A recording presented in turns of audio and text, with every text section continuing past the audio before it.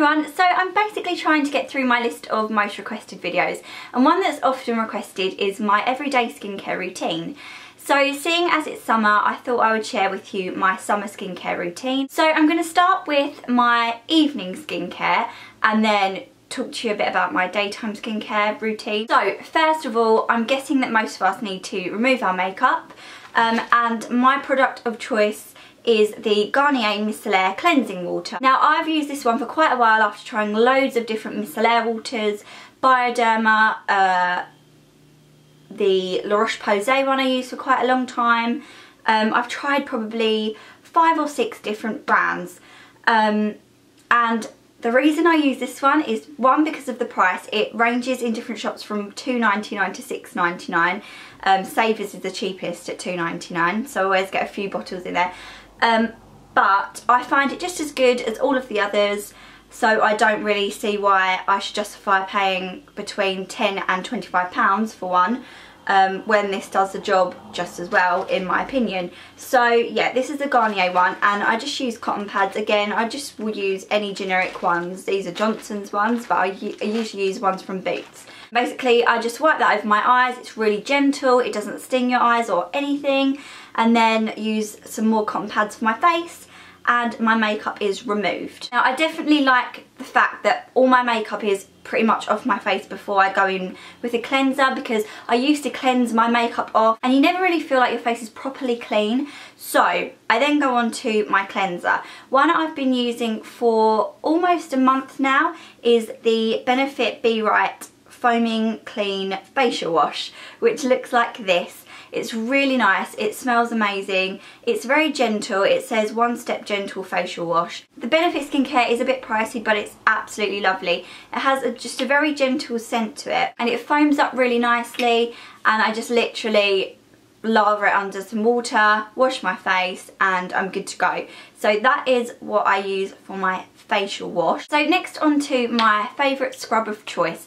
Now I probably use this maybe 2 or 3 times a week maximum. I wouldn't use it every single day because it's just too abrasive and you don't need to use a scrub every single day on your face. But the one I've been using for a while is the Boots Botanics Microdermabrasion Polish Radiant Youth, and it says banishes dull skin, and it says renewed radiance with protective Jink Go, because I know what that is. The reason I like this one is because it's not like massive grains, they're very fine, so you don't feel like it's scratching at your skin, and I just get on well with this one. I feel like it removes all of the dead skin cells and it leaves my skin feeling really smooth and clean afterwards. I probably would use it every day because I like the feeling of it, but I know that that would be really bad for my skin if I did that. Next on to some moisturisers. So first of all, I use an eye cream, and I have 2 different ones to show you.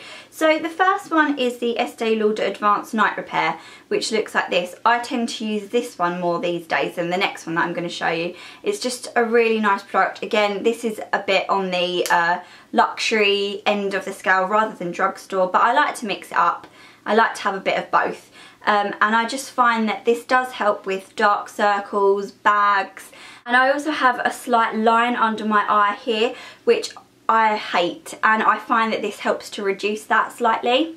The other eye cream that I do like is the Origins Ginseng Refreshing Eye Cream, and it says to brighten and depuff, and this is really good if you do have like bags under your eyes and they feel a bit kind of puffy. This one is a really good one to use. Like I said, I do tend to use this one more, but I've had this one for longer, so I used to use this one, and I don't think there's anything wrong with it. I really like the product, but I've been just testing this one out more recently. So these are my 2 top picks for eye creams. And for my evening moisturiser, I've been using the Clinique Super Defense. Again, I really like this. I like all of these products, obviously, otherwise I wouldn't be using them on my face. And this is, I think, a daytime moisturiser, but it's quite thick, so I find it really good for the evenings. I apply it to my face and to my décolletage, my neck and everything, and I've been getting on with it really well. Again, it's got a very gentle scent, it's not strong, and it doesn't make me break out, and I just find it like a really lovely product to use. And finally, in my evening routine, is lip balm. I don't think I could go to bed without applying this because my lips get so dry. This is the L'Occitane 10% Shea Butter Moisturising Lip Balm, and this is really lovely. It's just so silky and smooth, and I just find that it helps to keep my lips hydrated through the night when they probably would get really dry otherwise. And it's just one of my favourite lip balms. My bedside drawer here is full of lip balms, but I always go to this one. So yeah, this is the L'Occitane one. Okay, so for the daytime, I like to wake up and apply the micellar water again, just to make sure there is no makeup left on my face before I apply anything else. And I also, this might sound gross, but feel that it just gets off any like dry skin or flaky skin that's maybe appeared on your skin overnight, and this just like makes your face feel smooth again without having to go through a whole skincare routine. To be honest, I don't really have that much time in the morning, so I don't go through the whole routine again. I'm just being honest, I don't really cleanse my face or tone my face. I feel like it strips too much of the natural oils out if you just constantly do it. That's how my skin reacts anyway, because it's sort of it's combination. It's a bit dry, it's a bit oily, it varies, and it's acne prone, so I have to be very careful with my skin. So in the summer months, what I then go on to apply before my makeup is an SPF sunscreen. So this one is the Nivea Sun Moisturising Sun Lotion in SPF 15, which is medium, and it's got the UVA and UVB protection. So this is what this one looks like, and you can actually use this on your face and your body. So I like to apply this to my face and to my body before anything else. So obviously you only need to worry about this in the summer months, but when you've got this, it's kind of like your moisturiser and your SPF in one. You don't have to then go on to moisturise your face as well. So always try and look for a sunscreen with a minimum protection of SPF 15. And then just like I do in the evening, I apply a lip balm, but this time I use the Nivea Sun Protect. I don't think this video would be complete if I didn't mention my favourite fake tan, because it's the summer and I don't know about you, but I do like to look a little bit bronzed than pale like I actually am. And I don't want to sit in the sun all day because I'll probably end up like a red lobster instead of a bronzed goddess, so it doesn't work for me anyway, so I fake tan. And this is the one I've literally used for years. It's the Boots Soul Tan Beautiful Bronze in medium dark. I apply it with a mitt. I'm sorry that looks so disgusting, but that's what they end up looking like once you've used them a couple of times. I'm sure you girls all know that. Yeah, this one, it's not very expensive. It's between sort of £4 and £7, somewhere around that. So it's drugstore, obviously it's Boots, and I find this mousse absolutely amazing. Just remember that it isn't a substitute for sun cream, and once you've applied this in the evening and then washed it off the next day, then still apply your sunscreen, because this isn't going to do anything to protect your skin. It's just going to make you look bronzed, which is always good.